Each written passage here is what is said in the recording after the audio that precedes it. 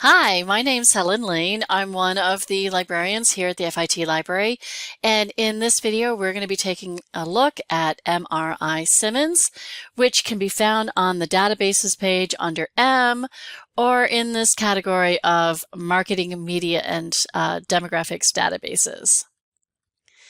So the reason you might be asked to use MRI-Simmons, or the reason you might want to, is if you were trying to figure out who purchases certain types of products and what media they use.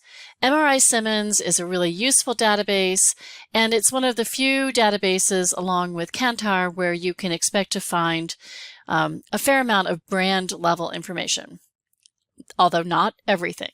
So let's get started. The first thing you want to do is, and I'm going to do this in a new private window just so we can see the whole login process. Open up MRI, log in with your FIT username and password. And then once you get to this page, just say yes and proceed, and you'll be taken to what is essentially a folder of all of the reports that have been created by other people, created and saved by other people who have been using FIT's MRI account. We're going to be taking a look at how to create two different types of reports, and I'm going to start with the most complicated of the two. So over here on the right, you see a button that says New Report. If I click on it, I see three choices. We have Quick Reports, Crosstab, and then Boards. Well, boards are really just presentation tools that can embed things that you created in Crosstab or Quick Reports. I'm going to start with Crosstab. It is essentially a tool for creating a spreadsheet where you cross-tabulate data. It can be really simple, or it can be very, very complex. Where are you getting your data from? You're getting the data from the survey, the most recent survey that we have, which at the time of making this video is the 2021 Fall MRI survey. So on the right-hand side, you can see three different boxes labeled bases, columns, and rows. Columns and rows, like a typical spreadsheet, what goes in the column, what goes in the row. Now the base, if left empty, is everybody who answered this question. But you can also create a base from this list of questions that were asked.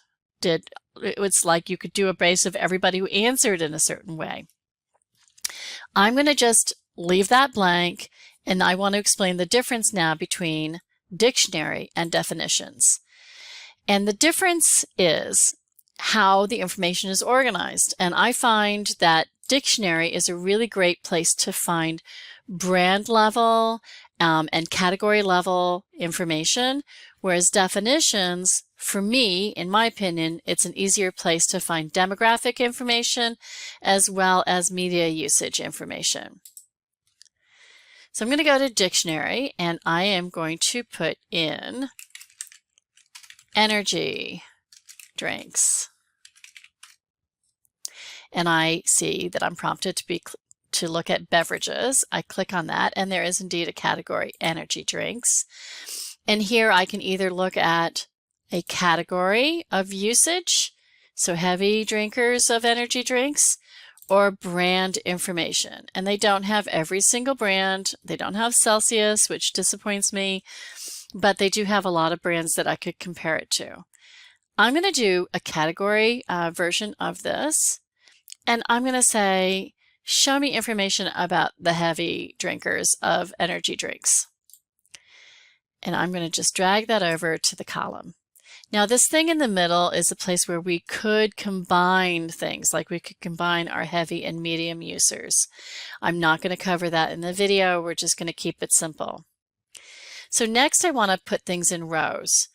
Personally, I like to have what I'm focusing on in the column and the things that I'm cross-tabulating it with in the rows. I just find it easier to read. So I'm going to go to definitions, and I'm just going to click on the demographics folder, and I'm going to say, okay, let's compare men and women. Drag that over. Let's compare different age groups. There's even a category here where you could look things up by the different gens if you wanted to. Oops, I meant to drag that over. and so forth. We could do income. We can do educational level. All kinds of things. And you can see the list goes on. Okay, how much people are earning. Anything we want. The market area, regional information, marital status, all kinds of information, home value, race. Are you a cat owner? Are you a dog owner? So there's a lot under demographics. But one thing that is also very interesting to people who are doing marketing and advertising is what is the media usage? This is really, really important for advertising. So I'm going to go to this category, media, magazines, average issues read, and I'm just going to, I don't know, select a few things that I think might be interesting. Yeah, really being very random here. Different types of magazines. Try to get ones that are sort of gender neutral as well as ones that are focused on certain genders. Not Game Informer, I have no idea what that is. Harper's Bazaar. You get the idea. So you can make your selection of magazines and drag it over. Now let's go ahead and run a report so you can see what I'm talking about. And this is a crazy report. Obviously, we would be putting different kind of thought process into it if it was for homework. So what we have here is a spreadsheet. And you can see all of the things we selected for the rows along the side. And along the top, we see two different things, even though we just selected one. The first one is, for comparison's sake, it is the study universe. It's everybody who answered questions in a particular way. And it tells you what proportion of the survey was answered, for instance, by men or by women. So it's a little bit, it's not a 50-50 split, and by different age groups. Here is what we chose, heavy users of energy drinks. And along the side is where I can first get my important information. What we're looking for is a green arrow, right? And a number that's well above 100. So we can see that men, men are really our prime audience, and that women, in fact, it's a downward pointing arrow.